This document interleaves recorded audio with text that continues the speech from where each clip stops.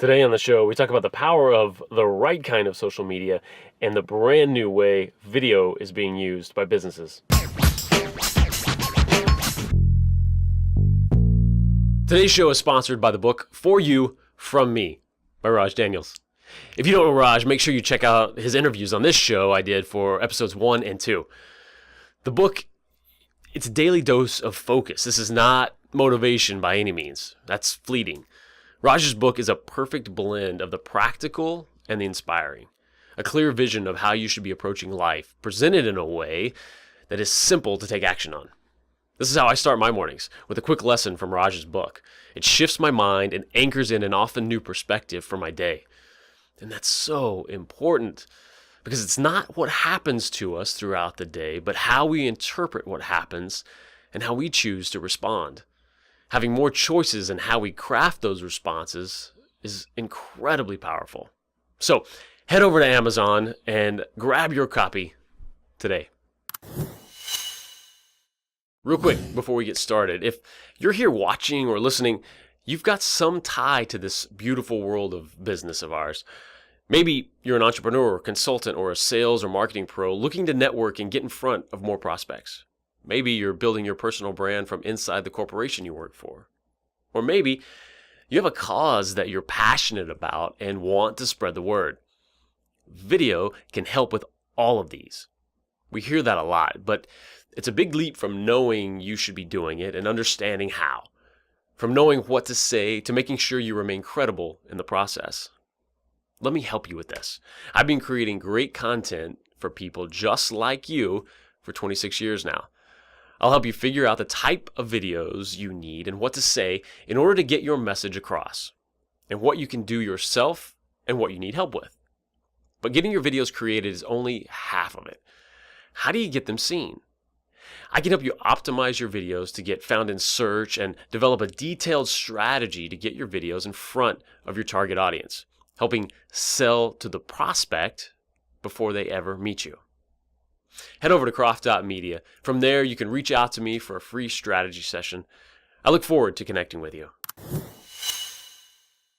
How's it going, everybody? Jason Croft here, the Credibility Craftsman. And today on the show, I've got Ali Mirza, a good friend of mine.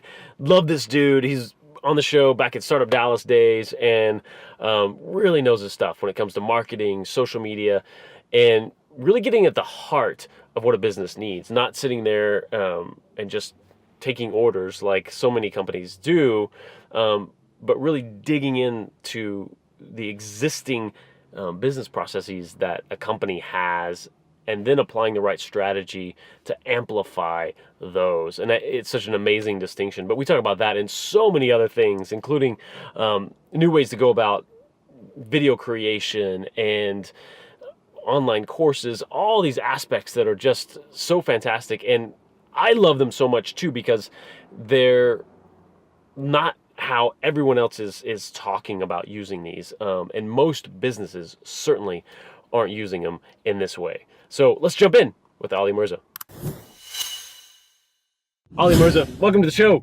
Thank you for having me. Absolutely. So I had Ali on the Startup Dallas, the first show that I had, and was amazing on there. We're chatting the other day.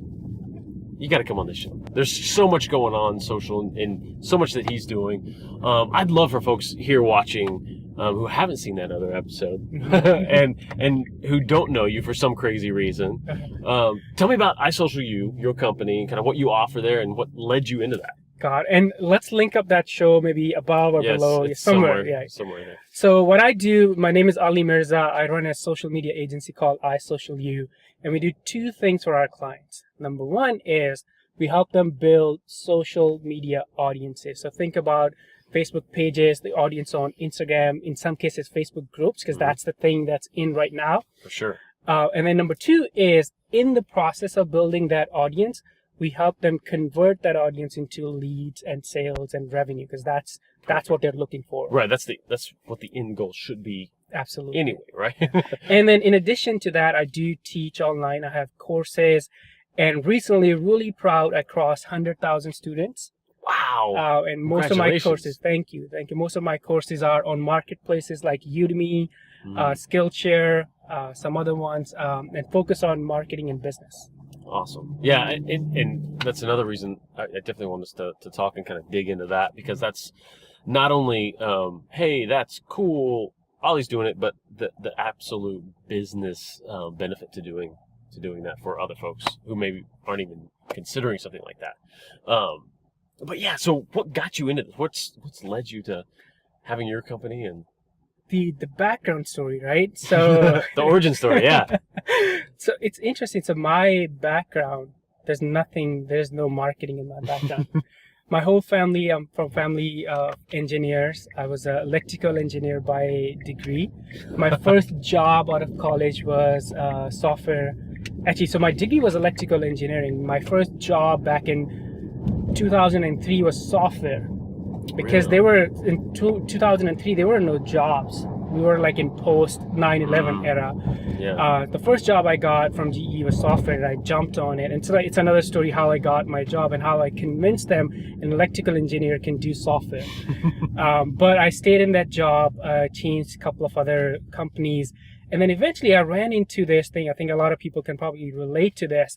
I was working 9 to 5. I was fairly happy, but the thing that I started thinking about was, hey, if I stay in this job 10 years from now, I'm gonna be like my boss.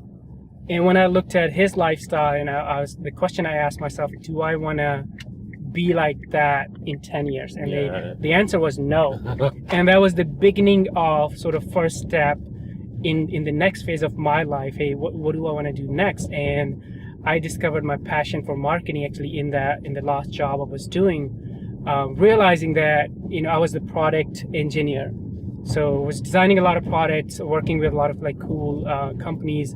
But one thing I realized, having a cool product and service, it's not enough. Yeah. You gotta tell people, you gotta tell your value proposition, because being good at something is one thing, but you have to communicate that to other people. And that was the beginning of my passion for marketing. And were you starting to do that, or was it simply the realization of that started that off? So the first step was realization. Mm-hmm. My second step was I tried to go to my boss. And it's a funny story. I tried to convince him that, hey, I am ready for that marketing role that we have in our company.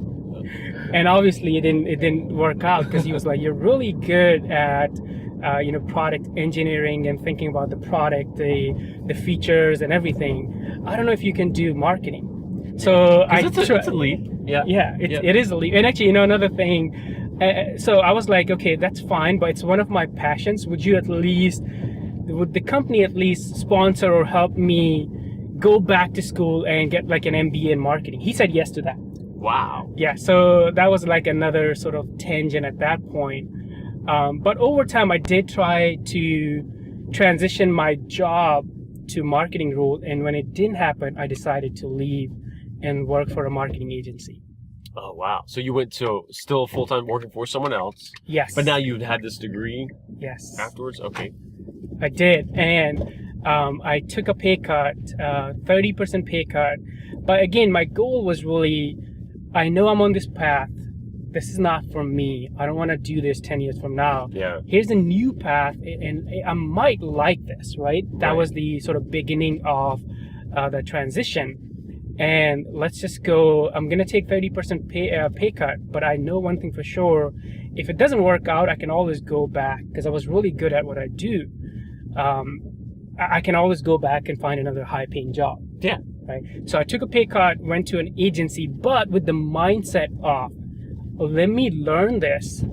Let me see if I can do this on my own, and then maybe eventually, start my own company, which happened 2 years from that, point when I launched my company, iSocialU. So from outside, it looks like really random, but when you really look under the hood, it's a step-by-step process. Yeah. So step one, realizing I don't want to be a 9-to-5 job.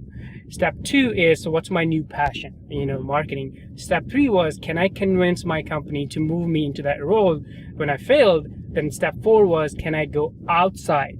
And instead of starting, and I think at the time I didn't have a confidence of, starting my own business. I was like, can I do this for other people, get paid, learn, and then eventually maybe launch my own smart. company. Yeah, and imagine, I mean, it's such a great way to approach that too, instead of jumping out like, yes, I do this instantly, and it's that incremental, and having the patience to go and do that, I think is fantastic. So when you 2 years after and you go to start your own, what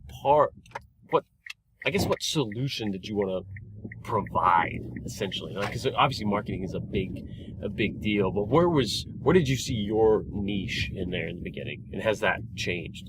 Great question. And yes, it has changed, but obviously at the time the social was coming up. Everyone was talking about the social media, digital marketing, Facebook pages, Facebook page management, things like that. So that's what I started doing. And then at the time, my approach really was, I didn't focus on like one niche. I didn't focus on like one business. I said yes to anything and everything that came to me. Sure. But eventually I did over time realize that there's something that I really like doing and something that I'm really passionate about, and the others not so much. Yeah. So and I think that's so key too, because we hear that all the time now, right? Niche down, and they're right, but once you figure out where you should niche down into, because that's exactly it. It's like you don't know what to pick until you've done a bunch of them. Yeah, and actually I was talking to I was on another show, and the same topic. There's no other shows. Well, there's no someone else's podcast. there's no other not podcast. As good as there's no other podcast. Okay. So the topic, right? So it really good. A lot of people talk about this. Hey, focus, niche down. It looks really good on paper, in theory too. It didn't work for me, to be honest with you, and that's what I tell people today. In the beginning, especially if you're let's say going from a job, let's make it like practical for people. If you're going from a job to a service-based business like I did, what I tell people is the first 3 clients, get anyone that you can help. Say yes to anything that's coming your way, because that's going to bring you income. I'm assuming you're going from, let's say, a job to starting something from zero, right? And without like any big investment. But over time, once you have 3 clients, or let's say 5 clients, then step back and think about, hey, what are the things that I'm really good at? What are the things that I can do better than other people? And that's something, if you're not doing many things in the beginning, you don't get to that point. You don't know what you're good at. You don't know what you're passionate about. You don't know where you add the most value. Right, you're just guessing. Yeah. So yes, after like 5 or 6 clients, I did step back and I was like, okay, I'm going to cut out all of this. I'm just going to focus on paid social. Okay. I'm going to focus on lead generation. In the beginning, I did SEO too, because that was sort of like part of, everyone wanted not just social, but we want SEO too, right? So I cut out a lot of things. So you came down to just niche down to those 3 or 4 things that, okay, this is what I'm going to do now. Yeah. And so how has that evolved even since then? Are you still kind of in that world, or is there a particular client base? So you said niching down. Has that ever worked? Has it worked over time? Yes. So not being all over the place in the beginning helped me sort of, start walking before I started running, right? But then afterwards, once I had the income coming, my first goal was always, can I make the same amount of money that I was making in my job, right? Gotcha. When I did that, then my next goal was, can I double this up? When I did that, then I was like, okay, now what are the things that I want to niche down into? And that's when I kind of cut down SEO, cut down a lot of other things, cut down the strategy sort of development, cut down the free sessions, things like that, and just focused on the 2 things that we do today, building communities and then generating leads. And a lot of that comes down to creating landing pages, and if we can be specific, and running like Facebook ads for our clients. Gotcha. So it helped me get quality clients. Not that the first clients were not quality, but it helped me charge more for almost the same stuff that we were doing, because we were more focused, we were more like specialized, and a more defined benefit on the other end for the client. Yes, right. But I wouldn't get to that point if I had not done everything in the early days. Yeah. Because the analogy I give is, think about a baby, right? A baby can't start running before walking. Sure. So you gotta walk and then kind of transition into running. So, and I love this because this brings us into some of those core offerings that you have right now. And, how do you, what are some of those core things that you go to over and over again to build community and then go and then pour the juice on, right? Afterwards, and sort of, and create a business benefit out of all this? Because I think that's the most common question out there from business owners. Yes, I know I have to do social, but why? Yes, yeah. So, and I tell people, forget about social for a second. Look at your business and get really, really clear on what's your business process. Because you should not do social for the sake of social media. You should do social in a way that supports your business, and we'll get into some examples. So, for example, one of the clients that I worked with, they were a moving company, right? Okay. So the initial conversation was, we want to do, Facebook, and we want to run Facebook ads and blah, blah, blah, everything on social media. But when I sat with them and really diagnosed their business, I understood the business process. The way the moving company business worked was, people go to the website, they fill out a form that says, free cost. I think there was a calculator that they had, free moving cost calculator. So they fill that out, and then the email goes to one of their salesperson. The salesperson calls the person or emails the person and then close the deal. So that was the business. So then we were like, okay, if that's that's how business works, then we got to do social media in a way that supports that, or translate that into, we got to do social media that drives more people to fill out that form. Right. Because that was working. Yes. Right, for them. So yeah, let's amplify that. Okay. Yes, yeah. So we ended up, the strategies that we created for them was, hey, what's the percentage of people that are filling out the form? There's a huge percentage that's not.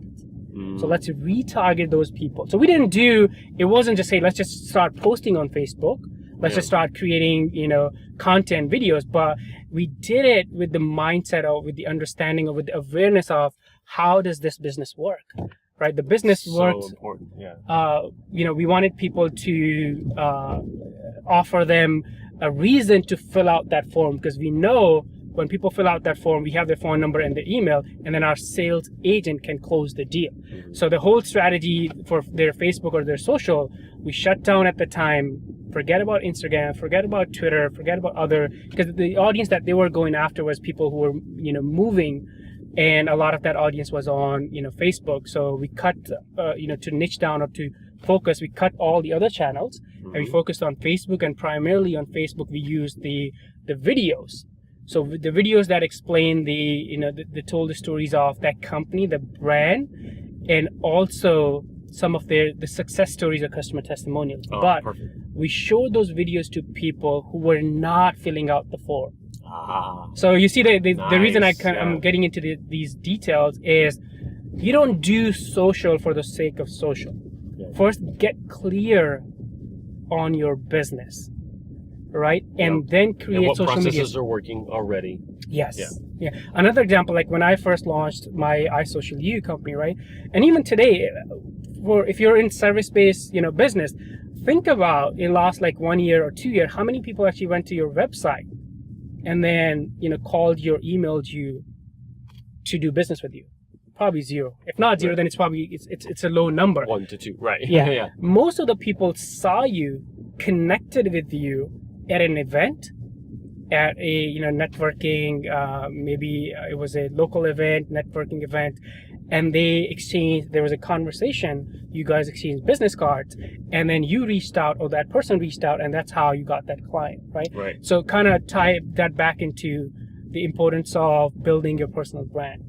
So when I kind of realized, I had super good website in the beginning, but when I realized, hey, the reason people work with me, I go to different events, I share what I know, right? I add value to them, and then they feel like this person knows a lot about social, about Facebook ads, about startup marketing.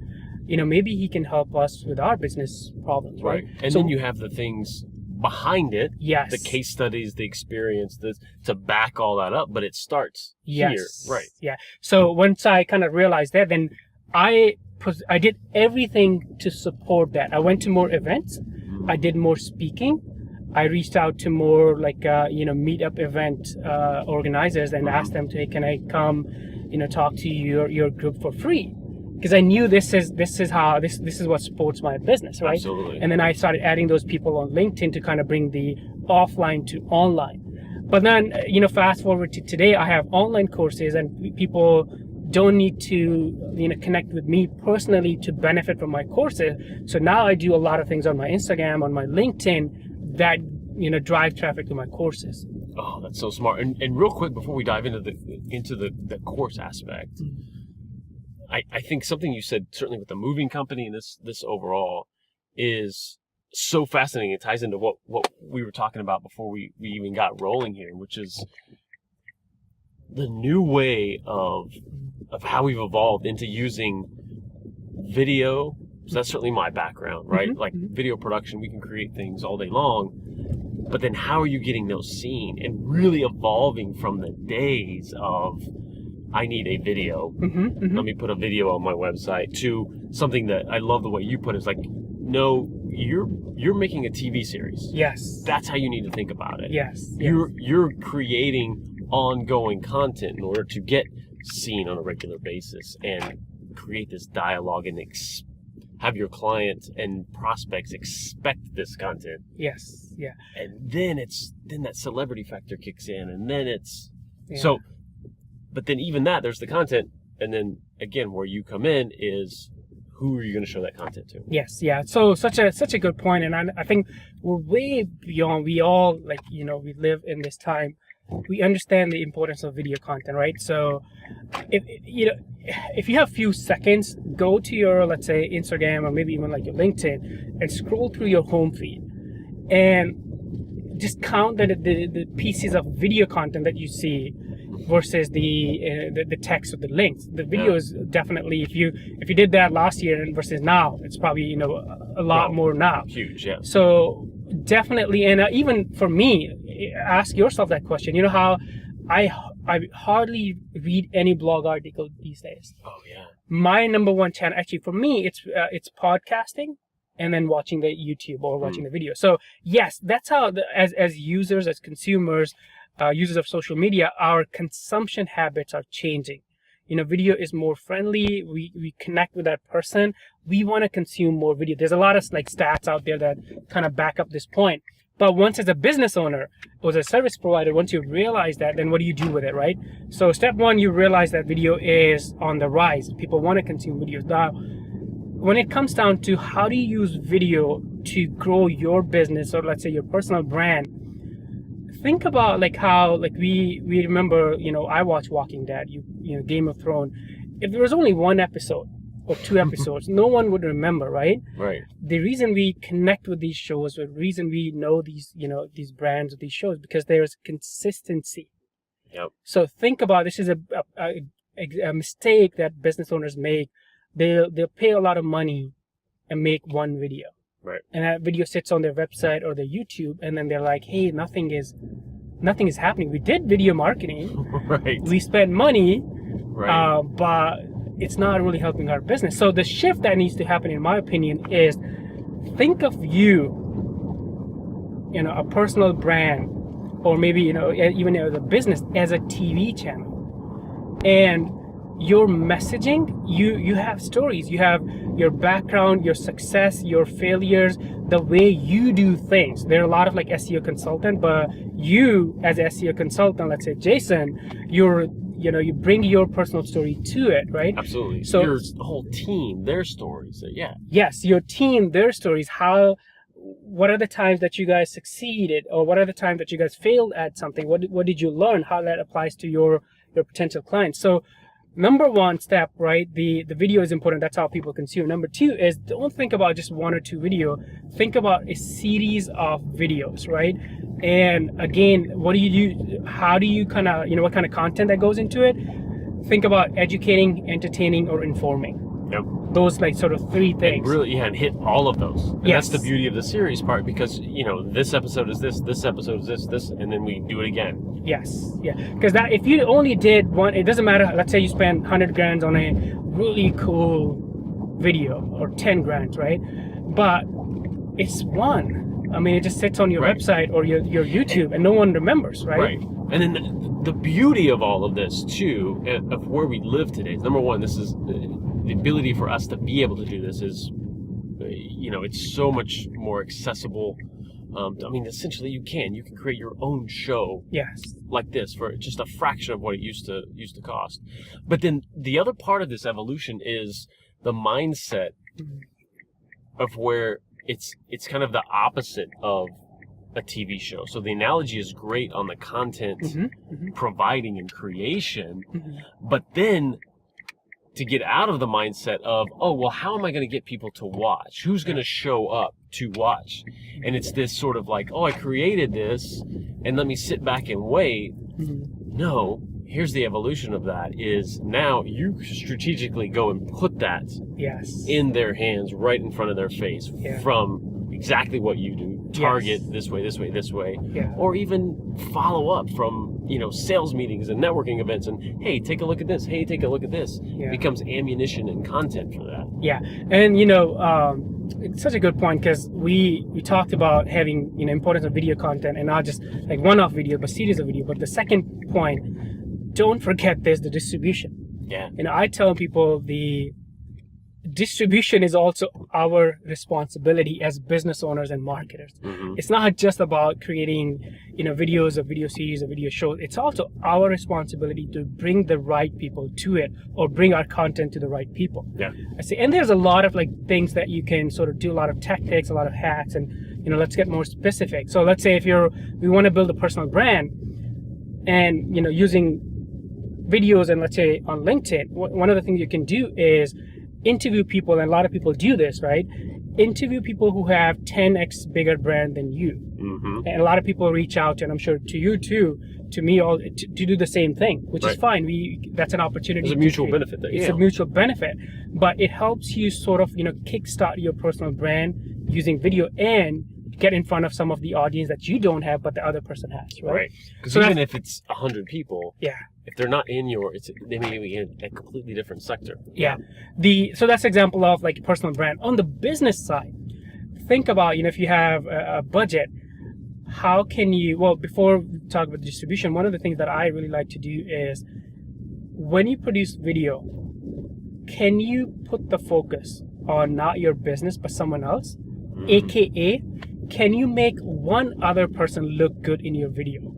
Yeah. That's how like I think about like video content for me and also for my business. Yeah, have shine that spotlight on a current client, Yes. a prospect that you would like to be a client, Yes. a strategic partner, a vendor. Yes.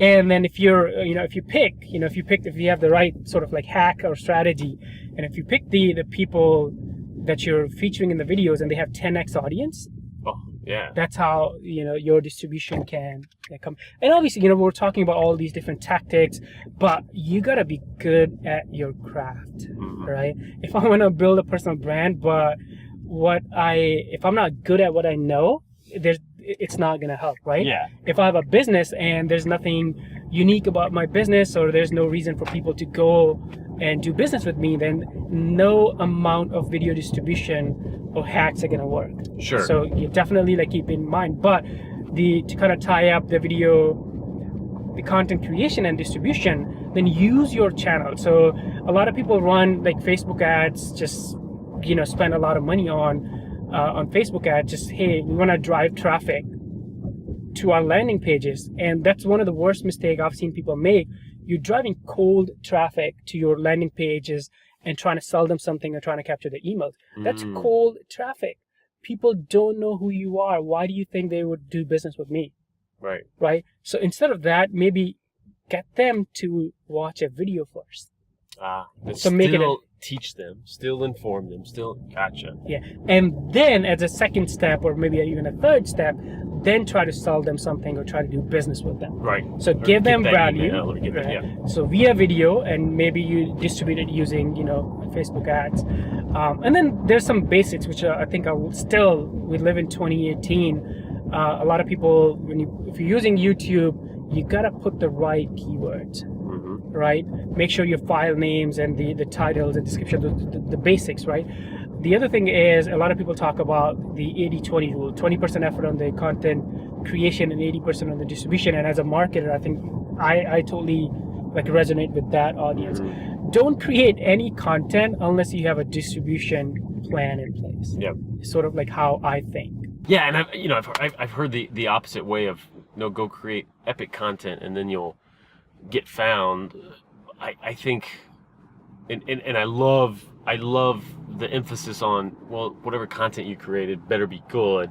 I love that, but it's the same thing with the business. You can be the best business owner in the world if you don't tell anybody about it. If you don't get in front of enough people, it doesn't matter. Yeah. So I'm in total agreement with that. I want to make sure, this is amazing tactics and content here. I want to make sure we dig into the course creation side, both what you have going on but also the why behind it and how it's evolved. Yes, so in the beginning, I just kind of discovered from networking with other entrepreneurs that, hey, you can teach online, and I was like, and make money. So that was the sort of, to be honest, right? Yeah. That was the first attraction for me, right? Oh, sure. Passive income, right? So I got into it. I created a couple of courses. People start buying it, but really, when I step back now, it really feeds into my other business. And I'm at a point now, I'm sure a lot of people probably heard of this. Teaching is the new marketing. Yeah. So what happens, fast forward to today, what happens today is people will go, they will pay for my course, they will consume the course, and some will actually do and get benefit, but some will realize, hey, it's actually a really difficult thing to do. Even if you know how. Yes. Yeah. And as a business owner, it's not worth, spending time on creating Facebook ad campaigns or growing, like, say, my Instagram account. Let me go hire an expert, and guess who they come back to? Of course. To me, right? Yeah. So it feeds into my core business of, services that I have. And that's why I'm a big believer the teaching is the new marketing, because when you teach, that's how you build authority, build relationship with your audience. Oh, right? yeah. You give them value up front. And I don't know if you ever guys ever go to, let's say, Udemy or other marketplaces, companies like HubSpot, companies like Buffer, companies, and even like other companies, they have free courses. Why do you think they offer, they spend time to create free courses? Get you in their ecosystem. Exactly, Yep. right? So they teach you something, but then you trust that brand, you learn something from them, you're likely to buy their product. So, let's tie it up with, the businesses too. And I especially, I consult with a lot of startups in Dallas, and that's one of the things I bring up a lot. If you're creating a startup, think about, and especially if it's in the unique, maybe you're doing something in AR, VR, chat bots, things like that. Is there something that you can teach people? If yes, then go create a free course.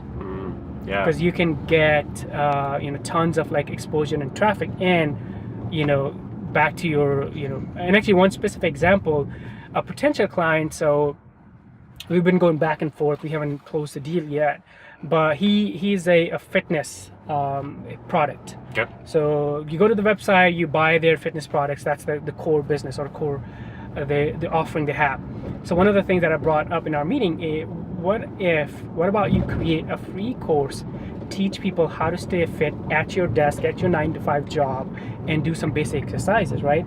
You offer that course for free, so a lot of people will get the value. Teaching is the marketing. They're gonna know exactly who's offering, who's creating this content, and go back and and then you can do you can be more intentional and purposeful. You don't have to just teach for the sake of teaching. You can tie it up with other offerings or paid products that you have. Oh yeah. But it totally made sense for him when we discussed that, because he's like, well, we're producing a lot of content on YouTube, and yes, YouTube people watch the videos, and go check out our audience or our website or our offerings, but it makes a lot of sense to create a free course that teaches people how to stay or how to get fit at your desk doing your 9 to 5 job. Because then you can go back and buy paid products from their website. So yes, teaching, I am a big believer. Teaching is the new marketing. If you're a service provider, it's easy. Teach people what you know. Teach all of your tricks. I think you've been to a lot of events that I openly, if there's any hacks, experiments, the things that I'm doing on my accounts, I openly share it to everyone that I know. Oh yeah, and that's the beauty too, is all the effort that you go into putting a course together, from video content around it, lining all of that up. There's two things with that. One is it makes you better because you're getting all this stuff out. Again, that's the best way to get better, teach it, right? But it also, you can repurpose all of that. It doesn't, even if you've created a Udemy course out of this whole thing, you can also take the little sections and kick those out here and there for free, because it's different platforms, it's different audiences. Yes, so it could be your YouTube videos. It could be, you can trim like 60 seconds. It could be your Instagram content. So yeah, you can, from your courses, you can trim content and use it in multiple places. But I'm more excited about the opportunity. I think not a lot of businesses are thinking. Imagine, let's take an example. Imagine you're a restaurant and you're, let's say, a vegan restaurant, which is, and your recipes or your stuff is a little different. Imagine you go create a free course on how to cook something similar at home. You teach people that, and you offer that course for free. How much like brand awareness and brand value you will get from that? Oh yeah. Right? Because that's something you already do it, right? That's your business. People go enjoy the vegan food that you have, but now you also teach people how you do it. Oh yeah. And then if you can, and then that same effort, again, you can put that into a Facebook group that's national, international, and you become, then your restaurant based in Dallas, Texas becomes this destination for people who are coming into Dallas, because you start to build this whole following because you're teaching. Exactly. And another thing is, if you step back, most of the sort of people who have big brands, people that we know them through their content. Yeah. Like a lot of big name people, we haven't met them in person, right? But we feel like we know them through their YouTube videos. Oh yeah. Through their Facebook videos, and especially if they're teaching something, and which they are, and that's intentional and that's purposeful.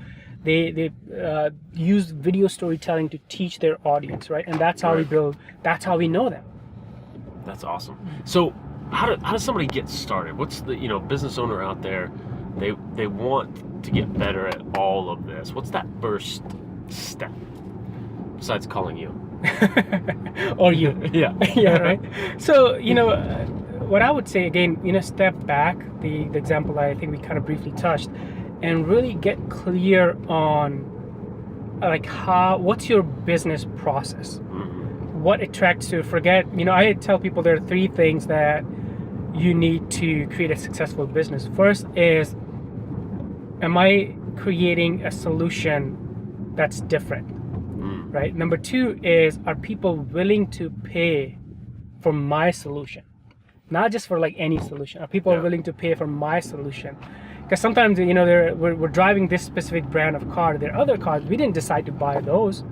Right. We invested in this solution, right? So, and then the third is, can you find those people at scale, right?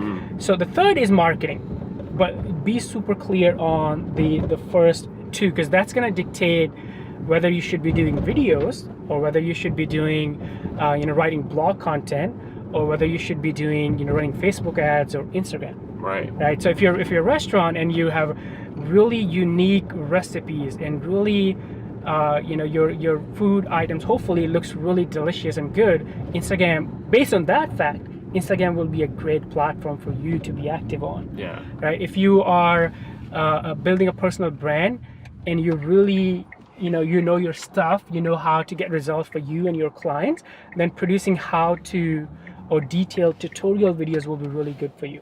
Yeah. So before you do anything, get super clear on like how the first 2 points. What's your business and how do you actually help people? What's unique about your business? And then go to what's the next step? How do people, and the other thing I tell people, you got to answer this question. When people are looking for a solution that my business provides, what's the first thing they do? So if the answer is... Where do they go to find it? Yes. If the answer is they go to Google and search, you got to do SEO. Yeah. Right? If the answer is, if they, people are going to ask someone for like a referral, then you got to have a big personal brand so more people know you. Yeah. You can help like That's more great. people. And I love this distinction too, not just in the learning aspect to do this, but also so that when they do go and engage an agency to help them with all of this stuff, they sit down and ask the right questions and have the right information. Because if they don't have somebody like you who says, whoa, I don't know that you need Facebook ads, let's find that out first, they can go in with that mindset of like, here's my process, here's what I need to help amplifying, and they can ask the right questions. Yeah. Actually, can I share like one of my biggest failures? Oh, I certainly. think there's something we can learn from there. So when we got into the lead generation and Facebook ads, I got a lot of clients who were interested in, hey, yeah, let's run Facebook ads and generate leads for us, and we make money, we have leads, and we pay you, and you make money, right? It's a good proposition. So one of our the clients, I won't like say the name, but they came, they wanted to do the lead generation. Money was good, so I said yes. It was actually in a wedding planning event place. So if you were planning your wedding, that's where you would go. Oh, okay, sure. Right? So we're like, yeah, we're pros. That's what we do. We're really good at it. We'll create Facebook ads. We'll offer people something really cool, and they'll go to your website and they'll opt in. They'll get the offer, and you get email leads. You do your business, and you pay us. Yeah. Fine. So we ran the campaign. It bombed. Really? It failed big time. And here's what happened, right? So we failed, and I was like, oh my God, this was because before that, all the other clients that we were working with, we got, we were getting really good results. But we spent a couple of $1,000s and 0 leads, not a single like opt-in, right? So what happened was this: when the client came to us, and we're the marketing agency, right? We're the pros of Facebook ads, landing pages, and lead generation, blah, blah, blah. So we ran the ads. We targeted their Facebook fans. We targeted their website traffic. And there was traffic. We spent money. The money was spent. There was traffic from Facebook to their landing pages, but not a single opt-in. So when I looked under the hood after the failure, I realized, so our strategy was to target their fans, right? Right. When I looked at their previous, let's say 3 months of content on the Facebook page, it was not good. It was not engaging. So what happened was, now we're promoting something to people who were not engaged. Gotcha. Right? So in the front, on the front end, had I done like more research or more homework, or looked at all these factors beforehand, maybe I would propose a different strategy, or maybe even like do different things. Right. You need some good content first, or this, or yes, a number of other things. So that's why you gotta go, think really. It's not just about creating the ads. It's not just about producing those landing pages. You got to think more about like your business. Right. What's working for what's my business? Why do people do business with me? And then do the social strategies in a way to support those things. So we targeted fans. Fans were not engaged. They didn't opt into the offer. Right. We targeted their website visitors. The website was not like one of those mobile friendly, really good website. It was just okay. If I had to give, it was probably 3 out of 10. Wow. And most of their traffic from website was actually coming from, it was not like a high quality traffic, because people were not spending a lot of time. So on paper, our strategy looked really good, but we failed because we didn't look at the areas, the factors outside of that specific strategy. Yeah, I'm glad you shared that too, because it's a perfect example of why to dig in there. Yeah, that's the reason why, before kind of long rant, but to the question that you asked, what's the first thing that businesses should do? So get super clear on here's my business, here's the product that I sell, and this is how.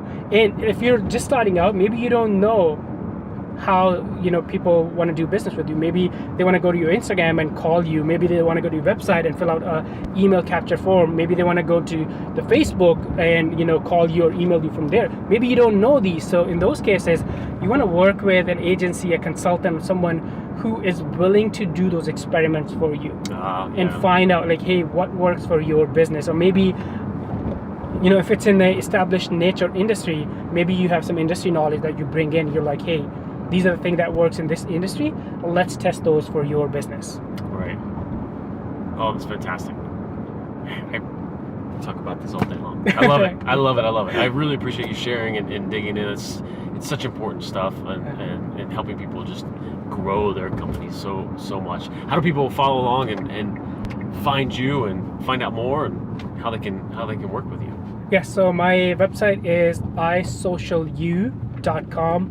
and email is Ali, A-L-I, at isocialu.com. Fantastic. And all over social, of course. Yes. This has been great, man. Thank you so much. Thank you for having me. Stalk this guy. If you're in the Dallas area, let's connect in person. I'm at the Coffee House Cafe on Preston and Frankfurt every Tuesday morning at 8 a.m., hosting an awesome meetup where we talk business, startups, and tech. It's an amazing room of people to network with, and most weeks what we do is we dig in and mastermind for the folks in the room and connect everyone to the resources they need to grow. I'll see you there. Thanks so much, Ali, for being on. Just had a blast talking to him and driving around. An amazing brainstorming session beforehand, and just so impressed with the way his mind works and how he's helping companies right now. So definitely reach out to him at isocialu.com and follow him all around the internet and just engage with him. And, feel free to jump in and have those strategy sessions with him and bring him on, help your brand with your marketing. If you like interviews like this, make sure you subscribe here on YouTube. And if you're listening on the podcast, make sure you subscribe and leave us a review over on iTunes. Helps us get found over there. And we'll see you next time. It's Saturday night.